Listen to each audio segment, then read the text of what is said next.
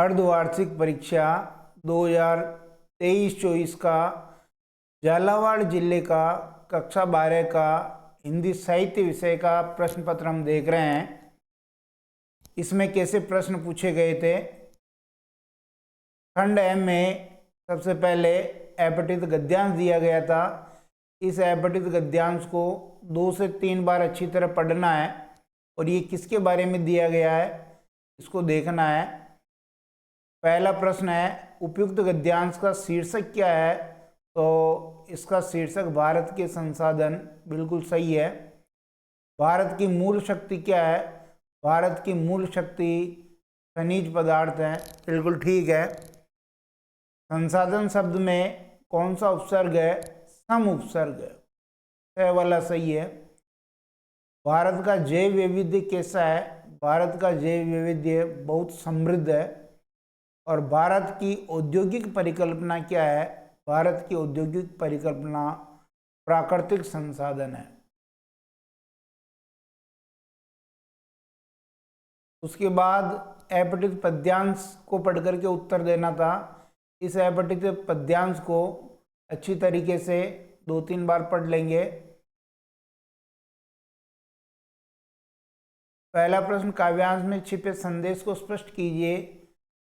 शक्ति भर जीवन जीने का, ये इसका संदेश है। सामने कुहरा घना है, रेखांकित शब्द से क्या तात्पर्य? हताशा और निराशा। दीपक और अमावस यहाँ किसके प्रतीक हैं? आशा और गहन निराशा के। उपयुक्त काव्यांश का उचित शीर्षक क्या है? दीपक की जिजीविषा। हर रात अमावस बनाए बैठे हैं, तो इसका तत्सम क्या है? अमावस्या। तीसरे क्वेश्चन में योग और विद्यार्थी, इस पर निबंध लिखना है। प्राकृतिक आपदाएं, कारण और निवारण, मेरा प्रिय लेखक साहित्यकार, डिजिटल क्रांति, बदलता जीवन। रिक्त स्थान देखिए, स्वच्छता और स्पष्टता प्रसाद गुण की विशेषता, बिल्कुल सही है, प्रसाद गुण। छंद के किसी चरण को पढ़ते समय जहाँ विराम की आवश्यकता होती है उसे क्या कहते हैं? तो यति कहते हैं। काव्य की शोभा बढ़ाने वाले उपादान अलंकार कहलाते हैं। क्या कहलाते हैं? अलंकार। कुंडलियां छंद के प्रत्येक चरण में 24 वर्ण होते हैं, 24 मात्राएं होती है। 11-13 पर आपको ये भी पता होना चाहिए, कुंडलियां जो है दोहा और रोला छंद से मिलकर बनती है। दोहा के 2 चरण होते हैं, रोला के 4 चरण। 24 मात्रा प्रत्येक चरण में होती है। काव्य की रसानुभूति में बाधक तत्वों को क्या कहते हैं? काव्य दोष कहते हैं। क्या कहते हैं? काव्य दोष कहते हैं। प्रतीप और व्यतिरेक अलंकार में अंतर स्पष्ट करना, उदाहरण भी देना है। नाटक विधा से आप क्या समझते हैं? कविता में जीने की कला सिखाती कैसे? समाचार लेखन के 6 ककार कौन कौन से हैं? स्तंभ लेखन किसे कहते हैं? फीचर किसे कहते हैं? उल्टा पिरामिड शैली में समाचार कैसे लिखा जाता है? विशेष रिपोर्ट क्या है? विशेष रिपोर्ट तैयार करने हेतु ध्यान रखने योग्य किन्हीं 2 बिंदुओं को लिखना है। प्रसंग व्याख्या देखिए गद्यांश की। बालक के मुख पर विलक्षण रंगों का परिवर्तन हो रहा था। ये जो बालक बच गया, बालक बच गया, गुलेरी जी का ये लघु निबंध है। सुमेरिनी के मन के शीर्षक नामक पाठ से, वहाँ से ये लिया गया है। और ये लोग आधुनिक भारत के नए शरणार्थी हैं, जहाँ कोई वापसी नहीं, जहाँ कोई वापसी नहीं। निर्मल वर्मा का ये पाठ है, यात्रा वृत्तांत शैली में लिखा हुआ, यहाँ से ही लिया गया है। पद्यांश की सप्रसंग व्याख्या देखिए। ये मधु है, स्वयं काल की मोना का युग संचय। यह दीप अकेला, गेय जी की जो कविता है वहाँ से ये व्याख्या ली गई है।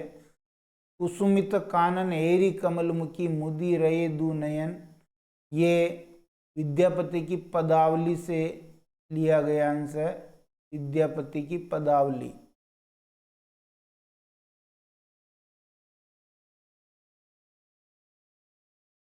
फिर गुलेरी जी और सूर्यकांत त्रिपाठी निराला में से किसी एक का साहित्यिक परिचय लिखना है। प्रेमगन की छाया स्मृति में व्यक्त चौधरी साहब के गुणों को बताना है। कोइया किसे कहते हैं, कुमुद को कहते हैं, क्या विशेषताएं होती है, जल पुष्प है। बड़ी हवेली की बड़ी बहुरिया ने घर गोविंद को क्यों बुलाया, अपने पियर अपनी माँ बाई के पास वो संवाद पहुंचाना चाहती थी।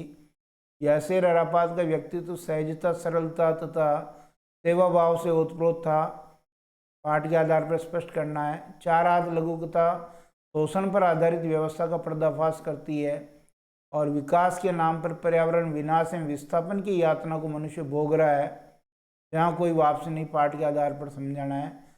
या कुटज के जीवन से हमें क्या शिक्षा मिलती है, जीना भी एक कला है, कुटज के आधार पर स्पष्ट कीजिए।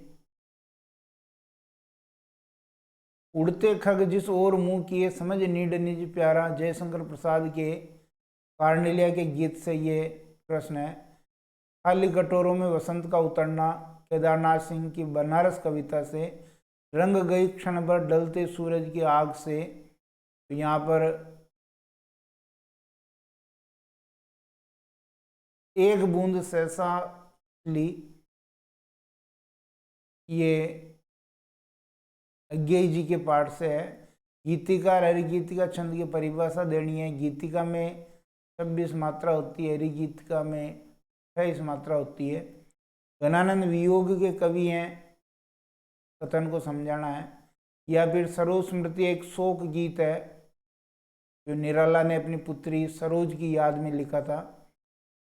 12 प्रश्न, खूब मनाओ दशहरा दिवाली, अपना मालवा खाओ उजाड़ो सभ्यता, कितनी बारिश हुई थी, उस हिसाब से खुशी का वहाँ माहौल था। यह फूस की राग न थी, उसकी अभिलाषाओं की राग थी। सूरदास की झोपड़ी, मुंशी प्रेमचंद के रंगभूमि उपन्यास का अंश, जिसमें 500 रुपये जो खो जाते हैं, जिसे सूरदास समझ रहा था कि वो जल गए, उसकी सारी आशा आकांक्षाएं मिट गई। अब बिस्कोर की माटी पाठ में लेखक ने किन आधारों पर माँ की तुलना बतख से की है। डोडा, दामिन, गोंगवन, गोर, कड़ाइज, बटिया, मजगिदवा, क्या ये सांपों के प्रकार हैं। बहुत इंपॉर्टेंट प्रश्न है ये, सांपों के प्रकार। हम अपने मालवा की गहन गंभीर और पग पग नीर की डगडग रोटी वाली धरती को उजाड़ने में लगे हैं, किस समस्या की ओर इशारा किया है। अंधे भिखारी के लिए दरिद्रता इतनी लज्जा की बात नहीं जितना धन, इस कथन को समझाना है।